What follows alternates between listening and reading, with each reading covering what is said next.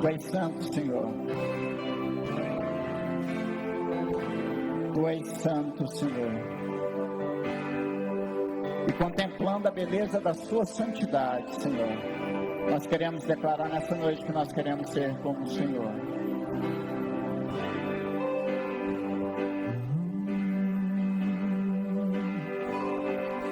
Terra e céus cantarão uma canção que se ouvirá, declarando santo. Sobre a glória descerá, sobre a terra se espalhará, em uma só voz cantando, te entronizando, santo,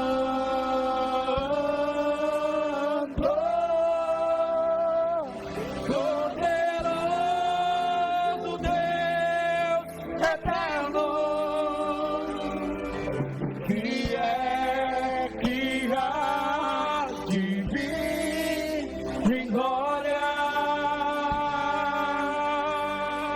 Declare que Ele é santo, querido. Santo,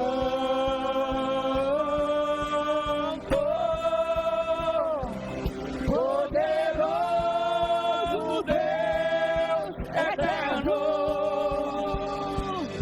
que há de vir em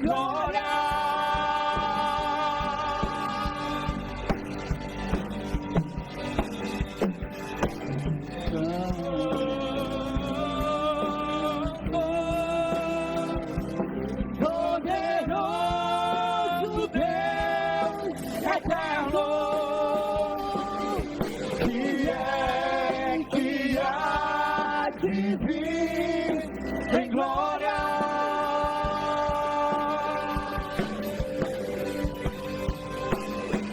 Aleluia. Dê um forte aplauso ao Senhor, querido. Aplauda ao Senhor pelo que Ele é, pelo que Ele fez, e por aquilo que Ele fará na sua vida hoje. E todos os dias em que você estiver caminhando com Ele. Aleluia. Amém. Glória a Deus. Você pode se sentar. Diga para a pessoa que está do seu lado, você está bonito hoje.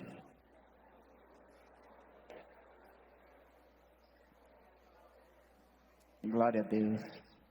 Muito bom estar com vocês de novo.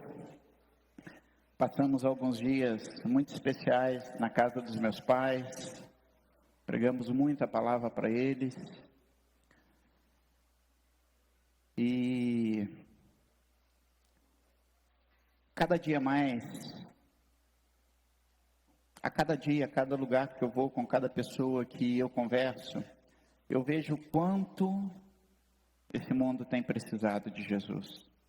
Como as pessoas estão vazias. Como as pessoas estão perdidas. Como as pessoas estão buscando nas coisas materiais aquilo que só pode ser entregue pelo Espírito Santo. E hoje eu quero falar com vocês um pouco sobre a função da igreja, a responsabilidade da igreja. Fala para a pessoa que está do seu lado assim, olha, você é responsável. Você é responsável. Pastor, mas eu estou na lista dos visitantes. No final do culto você vai ser responsável também. Amém? Glória a Deus. Oséias capítulo 4, no versículo 6, a Bíblia diz assim: o meu povo sofre porque lhe falta conhecimento. As pessoas sofrem quando elas não conhecem sobre alguma coisa. Quando nós conhecemos, nós deixamos de sofrer. Por exemplo, você está com uma doença, você ficou enfermo. Enquanto você não sabe o que você tem, É pior do que quando alguém chega para você e fala assim: o seu problema é esse, o tratamento é longo, mas tem cura. Você pode estar com uma coisa simples, você pode estar com uma virose que em 2 dias vai passar. Mas enquanto você não sabe o que você tem, você fica em sofrimento. E Deus diz o seguinte: olha, o meu povo, ele sofre porque falta conhecimento a ele, mas ele faz um adendo a esse, ele diz assim: porque vocês têm recusado o conhecimento que eu tenho dado a vocês. Nunca houve um tempo em que a palavra de Deus ela foi tão pregada. Só que esse conhecimento ele tem sido rejeitado. Esse conhecimento nos últimos tempos, na vida de muitas pessoas, é como aquela ouvido de mercador. Entra num ouvido e sai no outro. O rei Davi, no livro de Salmos, ele escreveu assim: guardei a tua palavra no meu coração, para não pecar contra ti. Só existe uma maneira da gente não viver pecando, que é conhecendo a palavra de Deus. Nós sabemos que o reino espiritual ele é dividido em 2 reinos: reino das trevas e reino da luz. Reino de Deus e reino do diabo, reino das trevas.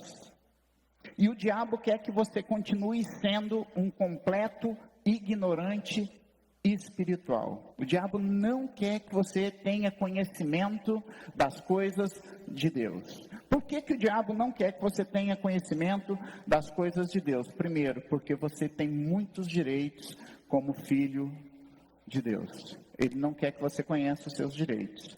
E segundo, você tem poder que foi dado por Deus, e Ele não quer que você saiba que você tem esse poder. Ele quer que você continue tendo medo dele.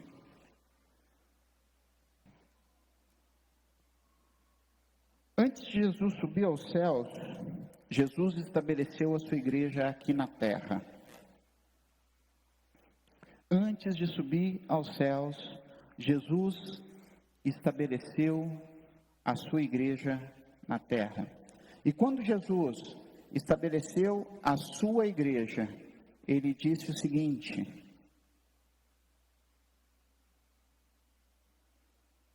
e chegando-se Jesus, falou-lhes, dizendo: é-me dado todo o poder no céu e na terra.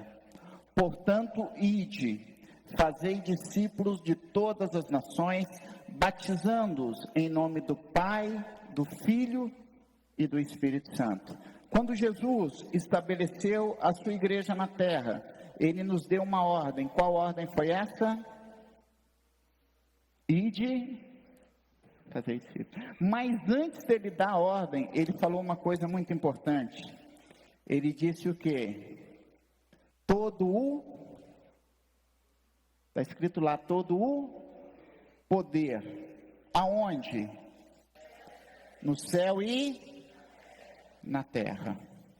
Quando Jesus nos deu a ordem, antes dele dar a ordem, ele diz assim: olha aqui, todo o poder no céu e na terra é meu. E esse poder ele transferiu à igreja, ele transferiu a mim, ele transferiu a você. Entretanto, ainda há pessoas que têm medo de falar de Jesus para outras.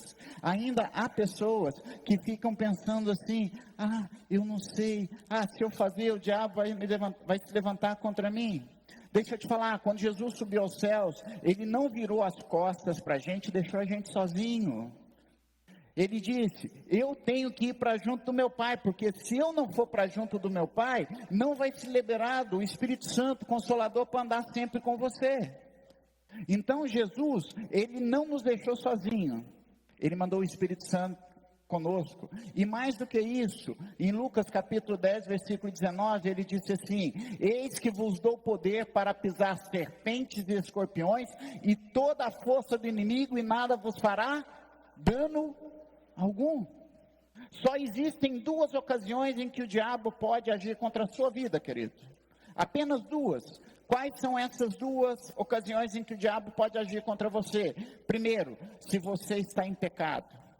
Quando nós pecamos, quando nós desobedecemos a Deus, quando nós não nos arrependemos, quando nós não confessamos o nosso pecado, existe uma legalidade, existe uma porta aberta para que o diabo possa agir contra a nossa vida.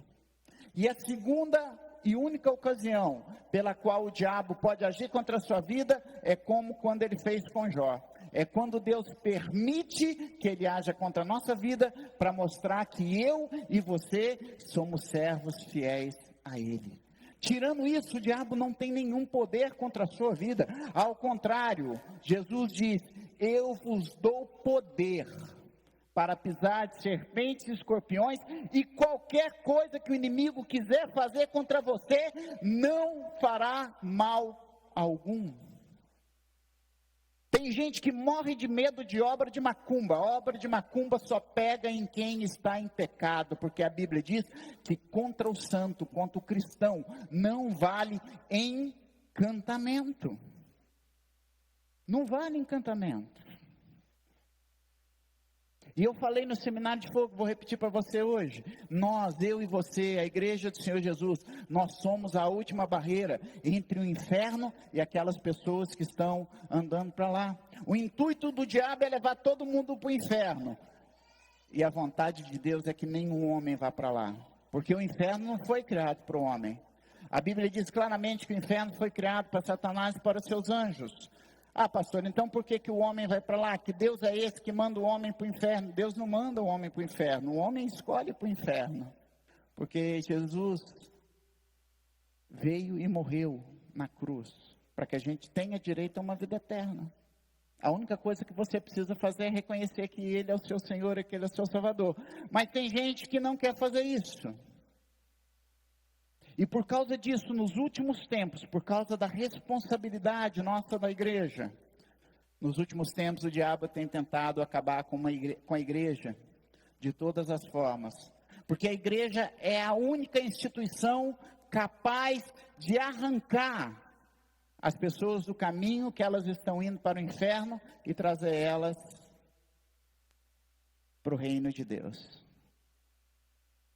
O inimigo, ele está tão preocupado que ele tem se especializado em acabar com as igrejas. Tem duas instituições que nós vamos falar daqui a pouco que Deus usa. A família, que é a única instituição que foi criada antes do pecado, e a igreja.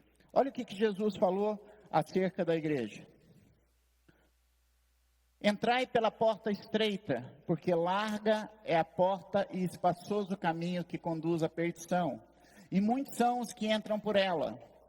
E porque estreita é a porta e apertado o caminho que leva à vida, e poucos há que a encontrem.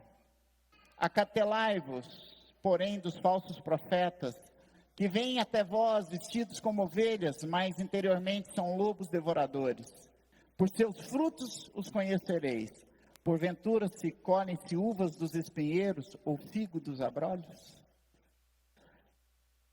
Há 2000 anos atrás, Jesus falou assim: olha, minha igreja, você é poderosa, mas tome cuidado, porque o diabo, ele vai tentar fazer com que falsos profetas entrem dentro da igreja para tentar acabar com ela. Preste atenção numa coisa. O que é isso aqui? O que é isso aqui? Uma caixa de som, ok? Se eu tirar o cabo de energia dela, o que acontece? Para de funcionar. Mas não parece uma caixa de som? Sim ou não? Parece.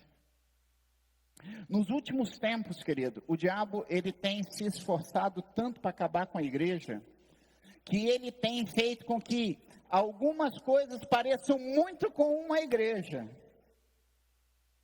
mas não são igreja. Sabe por quê? Uma caixa de som, ela só funciona através de quê? De energia. Uma igreja só funciona se ela estiver conectada com o céu. Se você desconectar a igreja do Senhor com o céu, ela pode até parecer uma igreja, mas ela não vai ser uma igreja. E o diabo nos últimos tempos, o que ele tem feito? Ele tem tentado colocar dentro da igreja pessoas para destruir a igreja. E quando Jesus fala, cautelai-vos dos falsos profetas, porque eles vão parecer ovelhas, mas na realidade são lobos, são pessoas que sentam às vezes do seu lado. Pessoas que podem estar no seu trabalho, pessoas até mesmo dentro da sua casa. O que esses falsos profetas, eles querem fazer, eles tentam fazer? Eles tentam minar a sua mente, a igreja do Senhor Jesus Cristo. Nós estamos aqui todos juntos. Alguém chegar aqui e tentar enganar todo mundo, é difícil. Mas quando você está num grupo menor, isso se torna mais fácil. Por isso que nós precisamos estar sempre pautados na Bíblia, para você saber aquilo que Deus fala e aquilo que Deus não fala. Como é que a gente identifica um falso profeta, pastor? Muito simples, a gente precisa estar ligado no céu. Outra coisa, a Bíblia diz que pelos seus frutos nós seremos conhecidos. A pessoa falou alguma coisa da sua igreja, a pessoa falou mal da igreja, olha o fruto dela. Veja como ela é. Uma vez uma pessoa chegou, um ateu chegou e falou assim: pastor, eu ouvi a sua pregação hoje e eu tenho certeza que eu sou capaz de refutar todos os pontos que o senhor pregou aí. Eu quero um debate com o senhor. O pastor falou com ele: tudo bem, querido, vamos fazer um debate. Com uma condição: eu vou levar 100 pessoas que tiveram a sua vida mudada pelo Evangelho.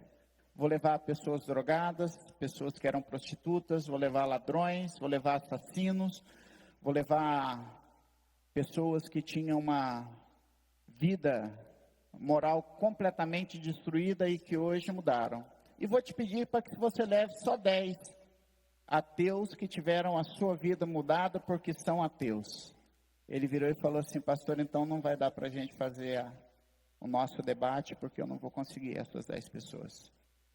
As pessoas podem falar o que for da igreja, queridos, mas não existe nenhuma instituição na terra que tenha mudado tanto a vida das pessoas.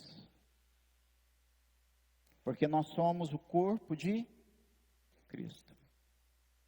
Cristo é o cabeça, nós somos o corpo. Nós temos responsabilidade sobre essa cidade. Nós temos responsabilidade sobre os nossos irmãos. Nós temos responsabilidade sobre os nossos parentes.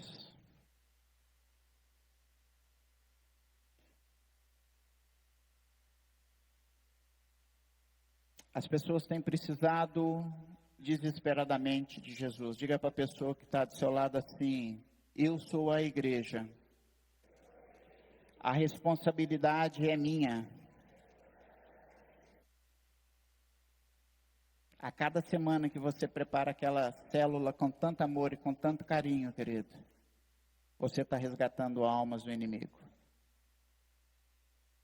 Deus escolheu você. Deus me escolheu, e tudo que eu peço a Ele é que Ele tenha orgulho de ter me escolhido. Amém? Você pode baixar a sua cabeça um instantinho? Gostaria de orar pedindo ao Senhor para que, depois dessa breve introdução sobre a função da igreja, Ele possa nos falar ao nosso coração. Pai, em nome de Jesus, nós queremos te louvar e te agradecer.